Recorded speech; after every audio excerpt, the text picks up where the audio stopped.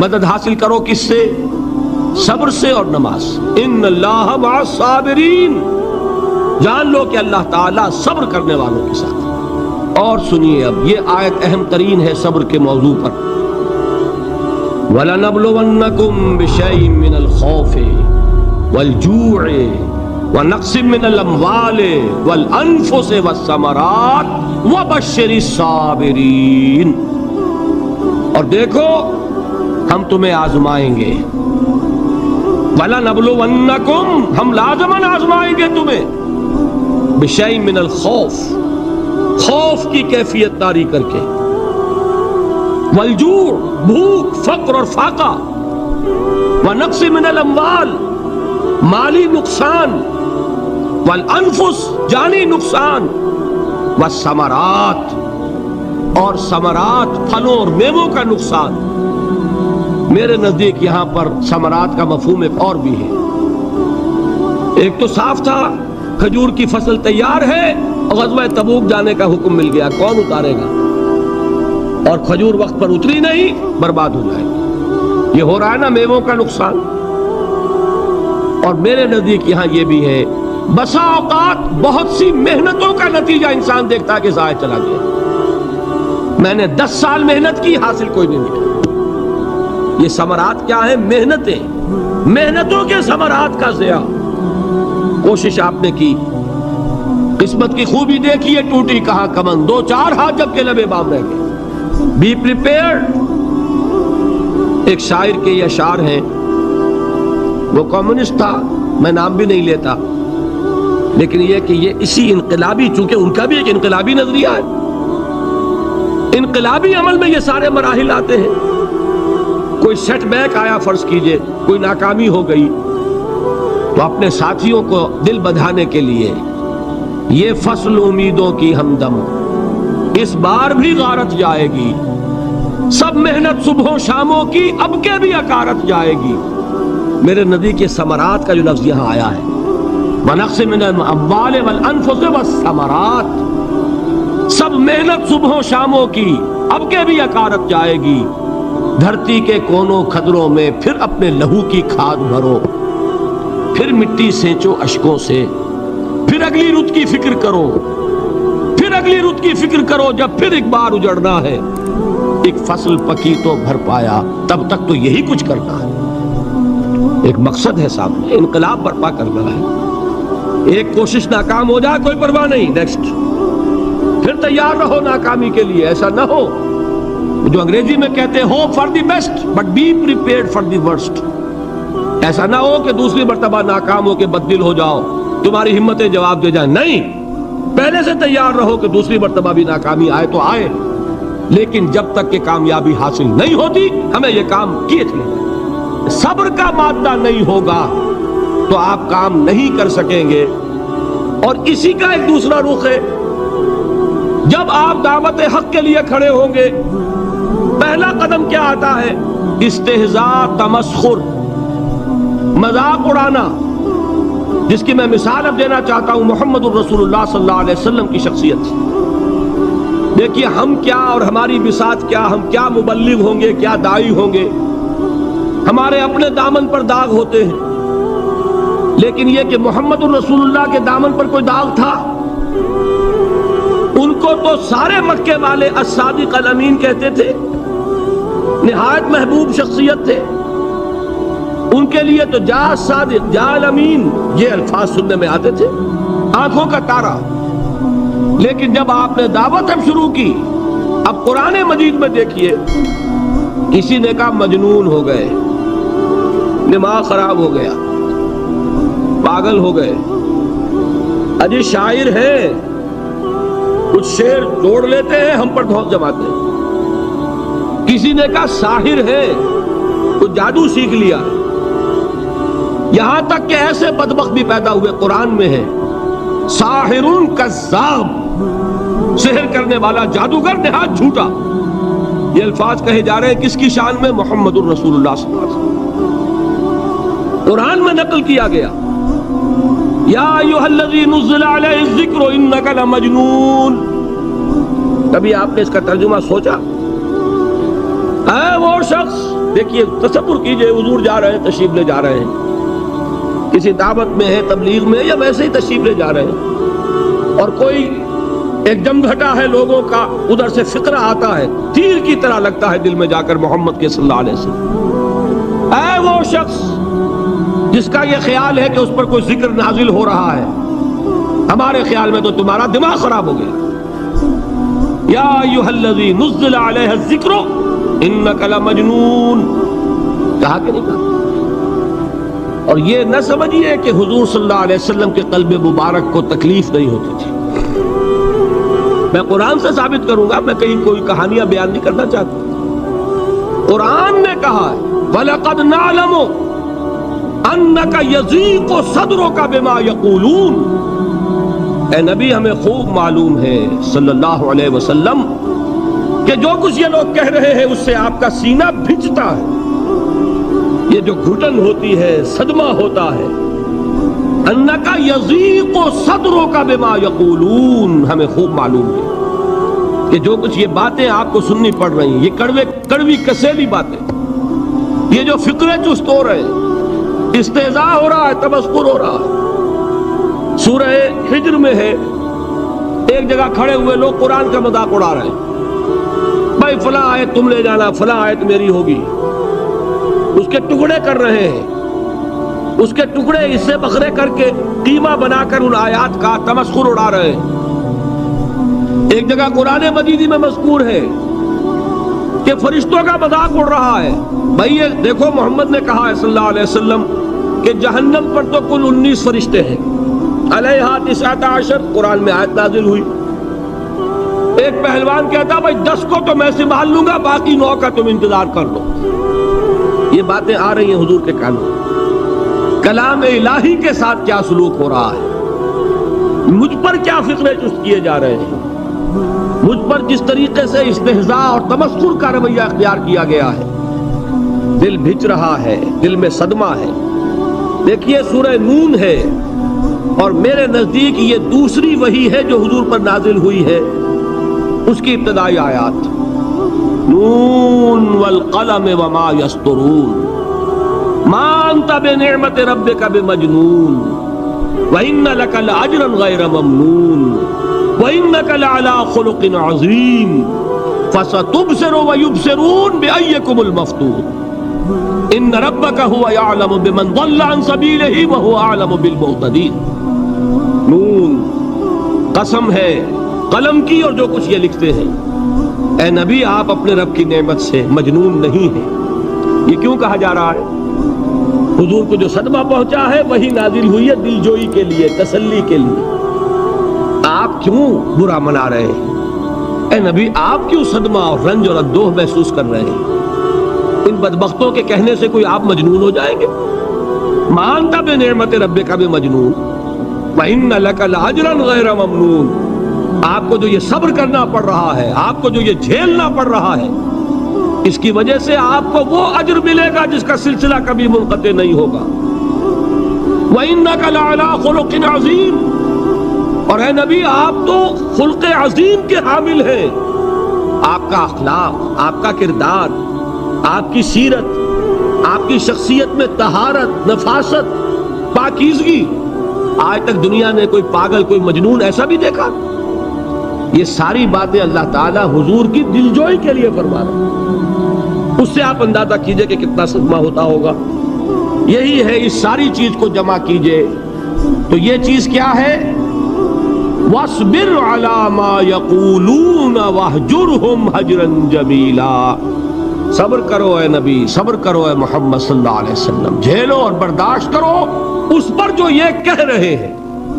اچھی طرح نوٹ کیجئے یہ بات، ذرا سیرت ہی کا سمجھ لیجئے، آج ایک بیان ہو جائے گا۔ یوں سمجھیے جب حضور نے یہ کہا کہ مجھ پر وحی نازل ہوئی، فرشتے سے ملاقات ہوئی، تو اب وہ چہمے گوئیاں شروع ہو گئی، معلوم ہوتا دماغ خراب ہو گیا۔ دیکھیے ہم نہیں کہتے تھے یہ جا کے غار حرا میں بیٹھتے ہیں، کئی کے دن رہتے ہیں، بھوکے رہتے ہیں، وہ خشکی چڑھ گئی نا آخر۔ یہ جس طرح کی باتیں دنیا میں آج ہوتی ہیں اسی طریقہ کی باتیں ہوتی تھیں۔ عتبہ ابن ربیعہ ایک مرتبہ آتا ہے، کیونکہ قریش کے بڑے لوگوں میں سے تھا، تو قریب آ کر بڑی اپنائیت کے ساتھ، بڑی شفقت کے ساتھ، بڑے بزرگانہ انداز میں کہتا ہے بھتیجے حضور سے، بھتیجے اگر واقعی کسی بدروح کا سایہ ہو گیا ہے تم پر، وہ آسیب آ گیا ہے تو مجھے بتا دو، میرے بہت سے عاملوں سے تعلقات ہیں، میں کسی کو بلا کر یہ تمہاری بدروح دور کر دوں گا۔ اب آپ سوچئے کیا بیتی ہوگی حضور کے دل پر۔ یہ وہ کیفیات ہیں، اور یہ نوٹ کر لیجئے 4 برس تک یہی شکل رہی ہے۔ مخالفت اسی نوع سے ہوئی ہے جس کو کہتے ہیں فزیکل پرسیکیوشن، جسمانی تشدد، وہ پہلے 4 سال نہیں ہوا۔ اس کی وجہ کیا ہے کہ در حقیقت جب بھی کبھی کوئی ایسی دعوت اٹھتی ہے، اب مجھے اجازت دیجئے میں ایک لفظ انقلاب یہاں استعمال کر لوں، انقلابی دعوت۔ کل میں نے کہا تھا نا، ایک ہوتی ہے خالص مذہبی تبلیغ، ایک ہوتی ہے انقلابی تبلیغ۔ مذہبی تبلیغ کی سب سے بڑی مثال عیسائیت کی تبلیغ، اور انقلابی تبلیغ کی سب سے بڑی مثال اشتراکی تبلیغ۔ میں باہر سے مثالیں دے رہا ہوں، اندر سے نہیں دینا چاہتا۔ آگے یہ کہ یہ قدر گفتے باقی فکر کن، آگے انسان اپنی عقل سے کام لے، سوچے، غور و فکر کرے۔ تو یہ انقلابی تبلیغ تھی محمد الرسول اللہ صلی اللہ علیہ وسلم۔ اور انقلابی تبلیغ کے اندر یہ بات جان لیجئے کہ پہلا رد عمل جو ہوتا ہے معاشرے کا وہ یہ ہوتا ہے کہ کوئی ایسی بات گھبرانے کی نہیں ہے، ایک آدمی کا دماغ خراب ہو گیا ہے اور کچھ سر پھرے قسم کے چند نوجوان اس کے ساتھ ہیں، ایسی کیا بات ہے گھبرانے کی؟ مشت خاک ہے، بس ان کو چٹکیوں میں اڑاؤ، جو چٹکیوں میں اڑانا کہلاتا ہے نا۔ کسی کو قرآن مجید میں ایک اور جگہ کہا گیا ہے یریدون لیطفئوا نور اللہ بافواہہم، یہ چاہتے ہیں کہ اللہ کے نور کو اپنے منہ سے بجھا دیں، پھونکے مار کے ہی بس۔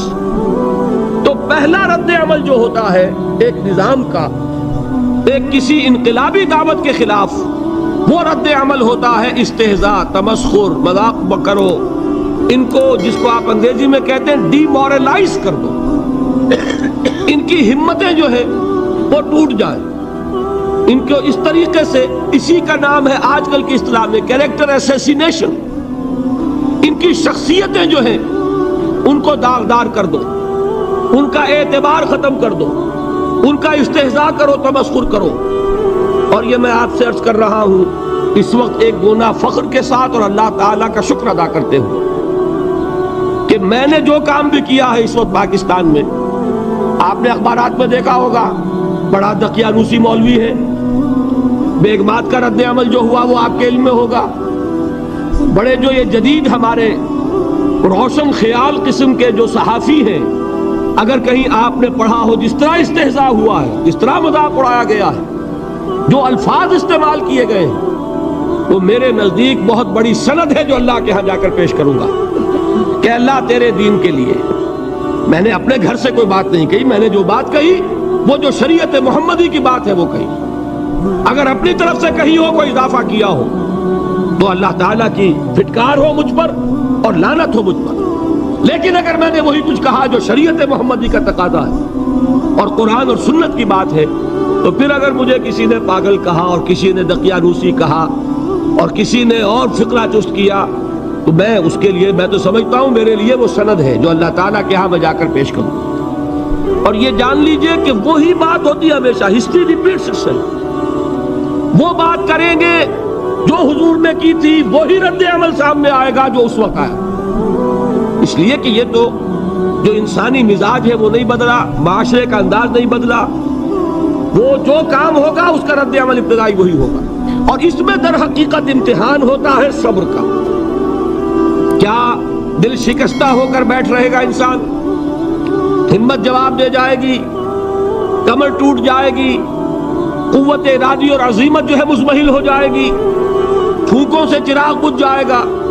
یہ جو میں نے آیت آپ کو سنائی تھی اس کا بڑی خوبصورت کے ساتھ ترجمہ کیا ہے مولانا ظفر علی خان نے کہ نور خدا ہے کفر کی حرکت پہ خندہ زن، پھونکوں سے یہ چراغ بجھایا نہ جائے گا۔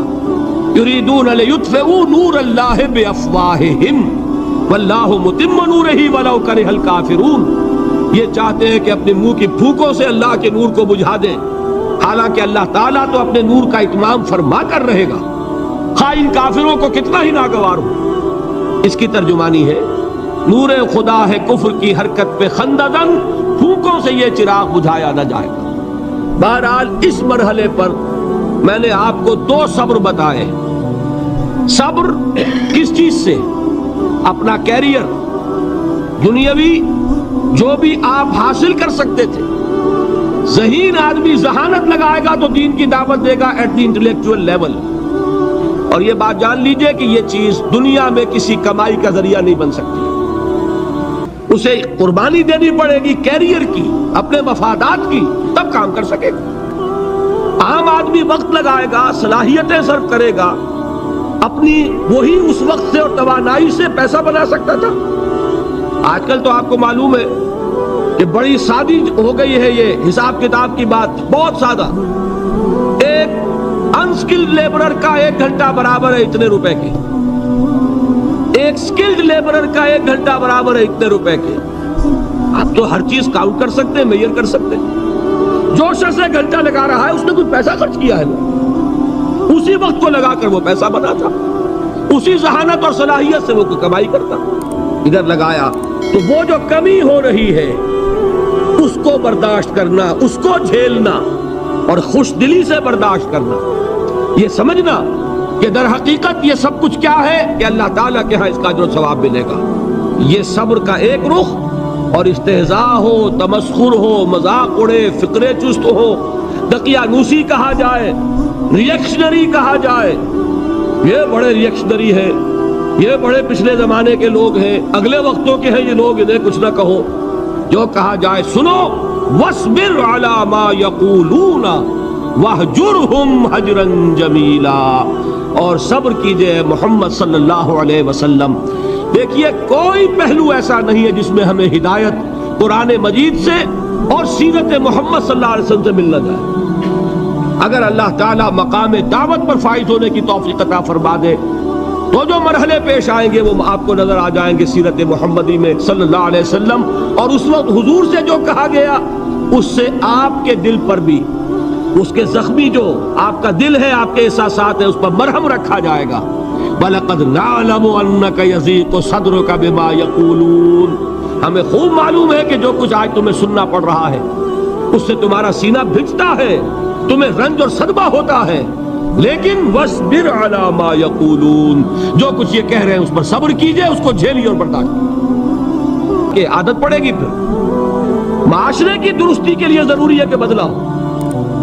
ایک تھپڑ اس نے لگایا ہے تو تھپڑ اس کے لگے تو اس کے بھی 14 طبق روشن ہو، تاکہ کسی اور کو تھپڑ مارنے کی ضرورت اس میں نہ ہو۔ یہ صحیح ہے کہ معاشرے کی درستی اسی میں، لیکن جو دعوت کا معاملہ ہے بالکل جدا ہے، اس کے قانون اور ہیں۔ حضرت مسیح کے الفاظ کیا تھے یا نہیں، بہرحال انجیل میں یہ ہے، اور میں جو بات عرض کر رہا ہوں وہ یہ ہے کہ وہ بالکل صحیح ہے۔ مقام دعوت کے دوران یہی طرز عمل صحیح ہے، اور یہی طرز عمل محمد رسول اللہ نے صلی اللہ علیہ وسلم اپنے ساتھیوں کو تلقین فرمایا۔ وہ کیا ہے؟ وہ الفاظ جو ہے انجیل کے وہ یہ ہے کہ اگر کوئی تمہارے داہنے گال پر تھپڑ مارے بایاں بھی پیش کر دو، اگر کوئی تمہارا چغا لینا چاہے نالش کر کے تو تم اس کو کرتا بھی اتار کے دے دو، اگر کوئی تمہیں بیگار میں 1 کوس لے کے جانا چاہے تم 2 کوس اس کے ساتھ جاؤ۔ اس پر کہا گیا کہ یہ بڑی غیر فطری تعلیم ہے، یقیناً قانون کے اعتبار سے غیر فطری ہے، دعوت کے اعتبار سے یہ لازمی ہے۔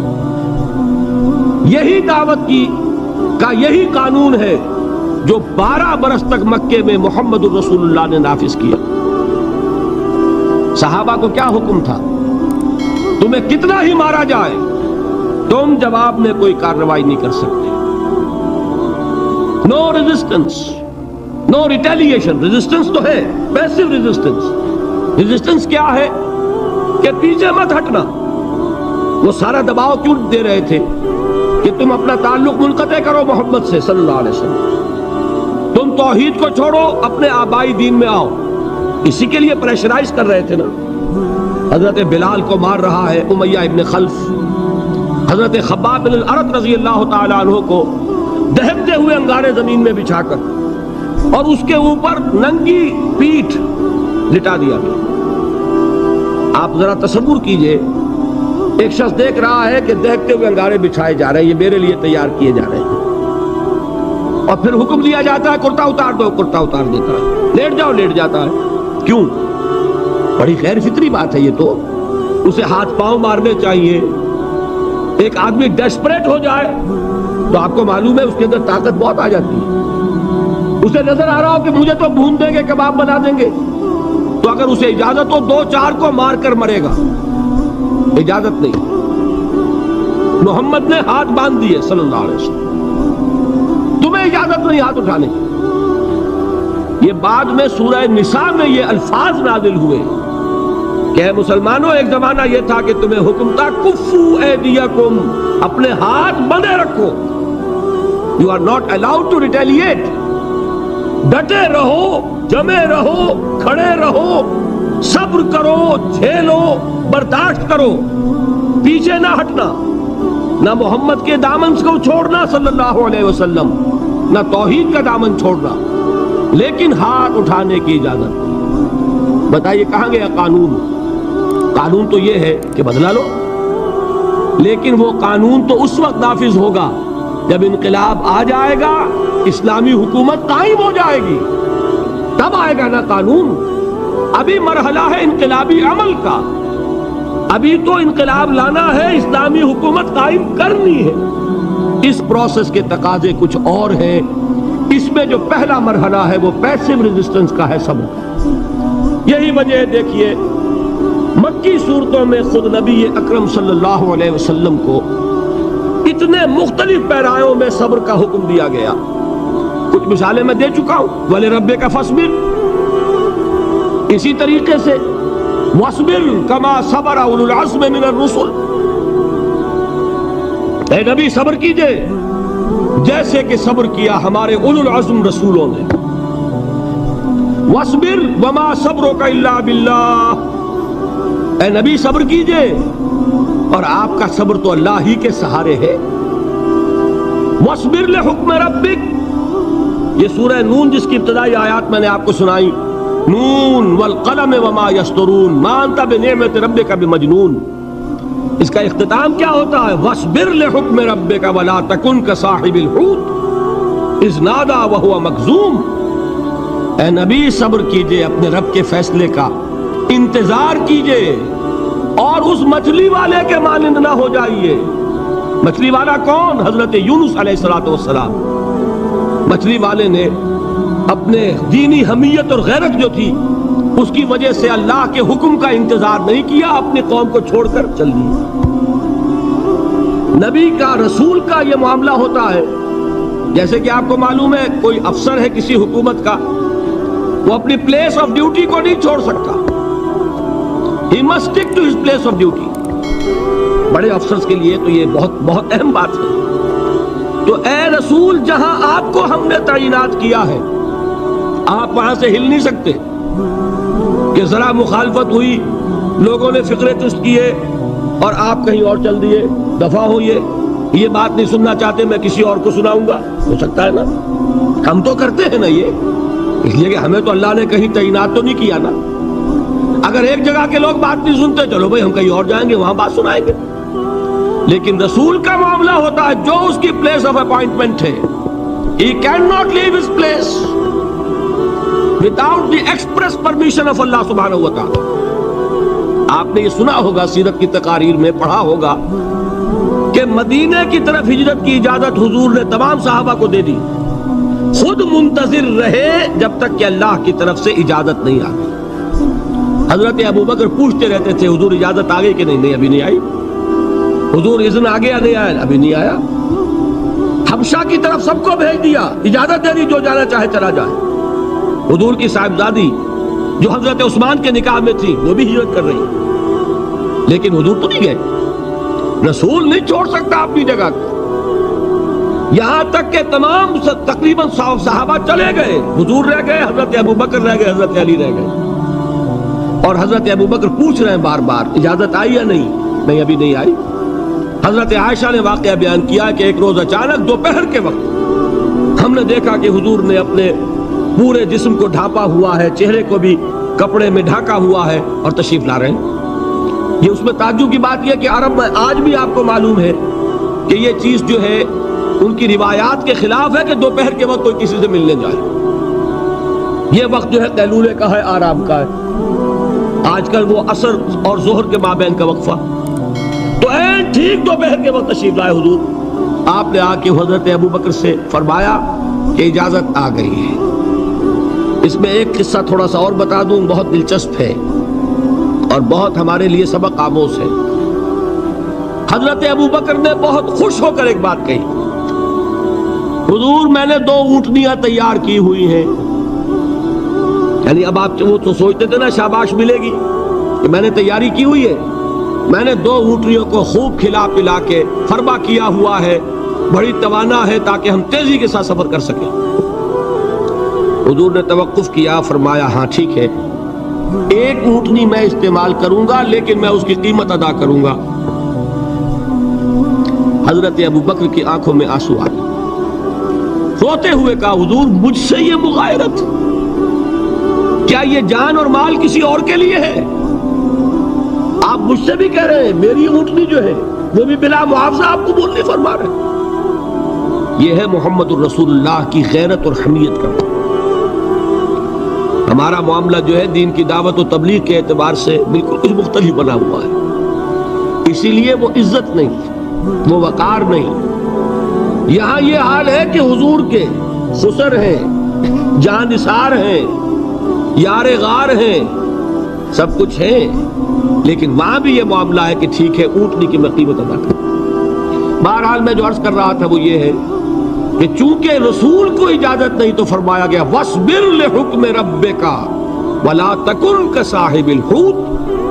دیکھنا وہ جو یونس علیہ السلام جو انہوں نے کیا تھا، اجازت آئے بغیر وہ اپنی قوم کو چھوڑ کر کسی اور وجہ سے نہیں گئے تھے دین کی حمیت اور غیرت کی وجہ سے. یہ بدبخت بات سننے کو تیار نہیں ہے تو دفع ہو، میں کہیں اور جا کر اللہ کی بات کہیں سناؤں گا، لیکن اجازت کے بغیر نہیں جا سکتے. یہی وجہ ہے کہ پکڑ ہوئی، گرفت ہوئی اور مچھلی کے پیٹ میں رہے. وہاں وہ لا الہ الا انت سبحانک انی کنت من الظالمین، اور وہاں سے پھر اللہ تعالیٰ نے نجات دی، مچھلی نے انہیں اگل دیا ساحل کے اوپر. یہ ایک لمبی بات ہے. تو یہاں حضور سے کیا کہا گیا؟ صبر کی. اب دیکھیے ایک بات عجیب ہے، یہ ربط اپنے ذہن میں رکھیے. اللہ تو صبر کی تلقین کر رہا ہے اپنے رسول کو، اور رسول یہی تلقین کر رہے ہیں اپنے صحابہ کو. صبر کرو، جھیلو، برداشت کرو، ہاتھ مت اٹھانا، کوئی جوابی کارروائی نہیں ہوگی، بلکہ اپنے اوپر جھیلو جو کچھ جھیلنا ہے، ڈٹے رہو، پیچھے مت ہٹنا، یہ صبر ہے. لیکن ہاتھ اٹھانے کی اجازت نہیں. چنانچہ اب ذرا چشم تصور سے دیکھیے، ابو جہل اس نے جو بدترین روش اختیار کی، وہ ایک خاندان تھا حضرت یاسر، ان کی اہلیہ حضرت سمیہ اور ان کے فرزند حضرت عمار رضی اللہ تعالی عنہم. یہ غلام نہیں تھے. حضرت سمیہ تو کنیز تھی لیکن یاسر غلام نہیں تھے. ان کی کہانی یہ ہے، واقعہ یہ ہے کہ یہ بہت نیک آدمی تھے. یاسر یمن کے باشندے، انہیں کو خواب میں بشارت ہوئی کہ نبی کا ظہور ہونے والا ہے مکے میں، جاؤ شاید ان کے قدموں تک پہنچ جاؤ. جیسے حضرت سلمان فارسی کی بات میں نے آپ کو بتائی، وہ تو خواب کی بشارت نہیں تھی، وہ ان کے غور و فکر کا معاملہ تھا. انہوں نے وہ جو آگ کی پوجا پاٹ ہے اس کو چھوڑا اور سفر کیا، اور پھر انہیں خبر دی ایک راہب نے کہ کھجوروں کی سرزمین میں آخری نبی کا ظہور ہونے والا ہے، جاؤ شاید قسمت یابی کرے. انہیں خواب آیا تھا. یہ یمن سے ترک وطن کر کے مکے آ گئے. ابو جہل کا ایک چچا تھا، بہت شریف النفس انسان، اس کے ساتھ معاہدہ کیا حلیف بن کر، اور وہ مکے میں رہنے لگے. اس لیے کہ یہ نوٹ کر لیجئے، مکہ اس وقت ایک قبیلے کا شہر تھا، صرف قریش. یا قرشی رہ سکتا تھا وہاں یا قرشی کا حلیف. اگر کسی کے ساتھ اس کی، جیسے آپ کو معلوم ہے یہاں کاروبار وغیرہ کرنے میں سعودی عرب میں شراکت جو ہے وہ کسی لوکل سعودی کے ساتھ ہوگی تو آپ کر سکتے، وہ کفیل ہے، ورنہ آپ کچھ نہیں کر سکتے. اسی طرح کی بات وہاں تھی کہ اگر تو کسی قرشی نے آپ کو امان دی ہوئی ہے تو آپ رہ سکتے ہیں مکے میں، ورنہ نہیں. یا تیسرے قرشی کا غلام تو ملکیت ہی ہے اس کی، جیسے بھیڑ بکری ہے کسی قرشی کی، اسی طرح اس کے غلام ہے. یہ 3 کیٹیگریز تھی انسانوں کی مکے میں. اسی کو نوٹ کیجئے کہ جو بیچارے غلام تھے وہ سب سے زیادہ ستائے گئے، اس لیے کہ غلاموں کے تو حقوق ہی کوئی نہیں تھے. ان کو تو اگر کوئی شخص اپنے غلام کو ذبح کر دیتا تھا تو بھی کوئی پوچھنے والا نہیں. بالکل ایسے ہی ہے نا، آپ کی بکری آپ نے ذبح کی، گوشت کھا لیا، کوئی آپ سے کوئی پوچھ سکتا ہے؟ جب ملکیت ہے آپ کی بکری آپ کی تھی، آپ نے ذبح کر دی. غلام آپ کی ملکیت تھا، آپ نے ختم کر دیا. کوئی اس میں جرم نہیں، کوئی باس پرس نہیں. یہ تھا حال غلاموں کا. بلال غلام تھے، ابو فقی غلام تھے، زنیرہ ایک کنیز تھی. ان کو جو ماریں پڑی ہیں اس کا آپ کو معلوم ہے. حضرت بلال کے ساتھ جو کچھ امیہ ابن خلف نے کیا، کہ جس طریقے سے کہ حیوانوں کی لاشیں جو ہے کھینچ کر گھسیٹ کر لے جائی جاتی ہیں، ان کی گردن میں رسی ڈال کر گھسیٹتے، اسی طریقے سے حضرت بلال کے گردن میں رسی ڈال کر ٹھیک دوپہر کے وقت مکے کی سنگلاخ گلیوں کے اندر گھسیٹا جاتا تھا. نیچے زمین جل رہی ہے توے کی طرح، اور ویسا بھی ہوتا تھا کہ چت لٹا دیا، اوپر سے وہ آگ مکے کا کہ سورج جو ہے ذرا نوٹ کیجئے، آگ برسا رہا، نیچے زمین توے کی طرح جل رہی، اور ایک بھاری سل بھی لا کر جو ہے سر پر رکھ دی، چھاتی پر رکھ دی گئی ہے کہ آواز نہیں نکل رہی، جھاگ نکل رہے منہ سے. لیکن اس حال میں بھی احد احد احد، ایک ایک اللہ، قل هو اللہ احد، الفاظ نکلے.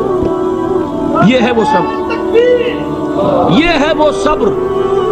صبر علی الابتلاء، صبر علی الایذاء. یہ ابتلاء اور ایذاء پر صبر ہے. جھیلو، برداشت کرو، اس توحید پر قائم رہو، محمد کی رسالت کے اقرار کرتے رہو صلی اللہ علیہ وسلم، لیکن ہاتھ نہیں اٹھانا. اب میں آپ کو بتا رہا تھا یہ تو غلام تھے، یہ جو تھے یاسر، یہ حلیف تھے، غلام تو نہیں تھے نا. البتہ وہ ابو جہل کے چچا کی کنیز تھی یہ سمیہ، انہوں نے اجازت لے کر ان سے نکاح کر لیا. یہ تو کنیز رہیں گی. بیٹا جو ہوا وہ بھی ایک طرح سے، جب کنیز زیادہ ہے تو غلام ہو گیا، عمار ابن یاسر. وہ جو شخص تھا بہت شریف النفس ابو جہل کا چچا، وہ مر گیا. اب ابو جہل جو ہے اس خاندان کا سربراہ ہے، لہذا یہ تینوں جو افراد ہیں وہ اس کے رحم و کرم پر ہیں. یاسر کو بھی پروٹیکشن اگر ہے تو ابو جہل کی ہے، ابو جہل جو چاہے کرے. اور سمیہ تو کنیز ہے ہی، اس کا تو کوئی حق ہے ہی نہیں، جو چاہے کرے. اور عمار ان دونوں کا بیٹا ہے، لہذا بدترین معاملہ کیا ابو جہل نے ان 3 افراد کے ساتھ. حضرت سمیہ کے ساتھ جو کچھ کیا گیا ہے آپ اس کا تصور نہیں کر سکتے. بالآخر جو شہید کیا ہے حضرت سمیہ کو، ایذائیں دے دے کے، سسکا سسکا کے، ان کے جسم کے نازک حصوں کو جلا کے، داغ دے کر. کہتا کیا تھا؟ ایک دفعہ کہہ دو کہ میرا جو یہ بت ہے یہ بھی الہ ہے، مان لو، میں چھوڑ دوں گا. تنگ آ گیا، کسی طریقے سے ایک دفعہ کہہ دو پھر میں چھوڑ دوں گا. لیکن یہ میاں بیوی حضرت یاسر اور حضرت سمیہ رضی اللہ تعالی عنہما، یہ ہے ثبات، یہ ہے صبر، یہ ہے استقلال. ایک مرتبہ بھی کہنے کے لیے تیار نہیں، جو چاہو کر لو، اب ہم تو اس سے پیچھے نہیں ہٹیں. تنگ آ کر اس نے حضرت سمیہ کی تو شرمگاہ میں برچھا مارا اور شہید کیا. حضرت یاسر کے بارے میں ایک روایت یہ ہے، ستا ستا کے، تنگ کر کر کے، آخر کار جو ختم کیا، انہیں شہید کیا کس طرح؟ 4 سانڈ اونٹ جوان، ان سے رسے باندھے، ایک رسے سے ایک بازو باندھا، دوسرے سے دوسرا بازو باندھا، تیسرے سے ایک ٹانگ باندھی، چوتھے سے دوسری ٹانگ باندھی، اور چاروں کو دوڑایا ہے کہ جسم کے پرختے ہوں گے. اس حال میں کیا ہو رہا تھا وہ میں بتا رہا ہوں کہ اللہ تو تاکید کر رہا ہے اپنے نبی کو، اصبر وَلِرَبِّكَ فَاصْبِرْ وَاصْبِرْ عَلَى مَا يَقُولُونَ وَاصْبِرْ وَمَا صَبْرُكَ إِلَّا بِاللَّهِ وَاصْبِرْ لِحُكْمِ رَبِّكَ وَلَا تَكُنْ كَصَاحِبِ الْحُوتِ. اس وقت सामने से हुजूर गुजरते थे, जबकि आले यासिर के साथ ये मामला हो रहा है। क्या फरमाते थे? इस्बिरू या आला यासिर फइन्न मौइदकुमुल जन्नह, ए यासिर के घर वालों सब्र करो, झेलो, इसलिए कि तुम्हारे वादे की जगह जन्नत है। अल्लाह ताला इधर आंख बंद होगी, उधर जन्नत में तुम्हारा दाखिला हो जाएगा। ये है तवासौ बिस्सब्र वल अस्र इन्नल इंसान लफी खुस्र। ये तवासौ बिस्सब्र पर कौन अमल कर रहा है? मुहम्मदुर रसूलुल्लाह सल्लल्लाहु अलैहि वसल्लम। इसमें भी एक बात है, वो भी समझ लीजिए, दीन में जहां अजीमत है, रुखसत का पहलू भी है। ये जो नौजवान थे, ये बूढ़े वालिदैन का तो वो मकाम है, ये रुतबा बुलंद मिला जिसको मिल गया। हर मुद्दई के वास्ते दारो रसन कहाँ? हजरत सुमैया और हजरत यासिर। नोट कीजिए, मैं एक एतबार से कहा करता हूं, सैयदुश शुहदा ये बने कि नहीं बने, इनको जो फौकियत हासिल हुई, अल फज़्लो लिल मुतक़द्दिमीन, सबसे पहली जान देने वाली ये खातून और सबसे पहली जान देने वाला अल्लाह के लिए, तौहीद के लिए, मोहम्मद की रिसालत के लिए सल्लल्लाहु अलैहि वसल्लम। दे तू भी मोहम्मद की सदाकत की गवाही। ये सदाकत की गवाही देते हुए उन्होंने अपनी जानें दे दी। लेकिन जो नौजवान अम्मार है, उसने रुखसत की राह इख्तियार की, झेला नहीं गया, बर्दाश्त नहीं हो सका, एक मर्तबा कलमा कुफ्र ज़बान से निकाल दिया, अबू जहल ने छोड़ दिया। लेकिन अब पशेमानी तारी हुई है, मैं क्या कर बैठा। उसके बाद उन्होंने अपने आप को एक सुतून से बांध लिया कि हुजूर ही आकर मुझे अगर यहां से खोलेंगे तो मैं खुलूंगा, वरना मैं यहीं अपने आप को हलाक कर दूंगा, मुझसे क्या हो गया। हुजूर खुद तशरीफ लाए, दस्ते मुबारक से खोला, कहा कि यह भी दीन में इजाजत है, कलमा कुफ्र कहकर जान बचा लेने की इजाजत। अगर आपको हमारी वीडियो अच्छी लगी हो तो हमारे चैनल को सब्सक्राइब जरूर करें। डॉक्टर इसरार अहमद रहमतुल्लाह अलैह की वफात के लिए सूरह फातिहा पढ़कर कमेंट में आमीन लिखें। शुक्रिया।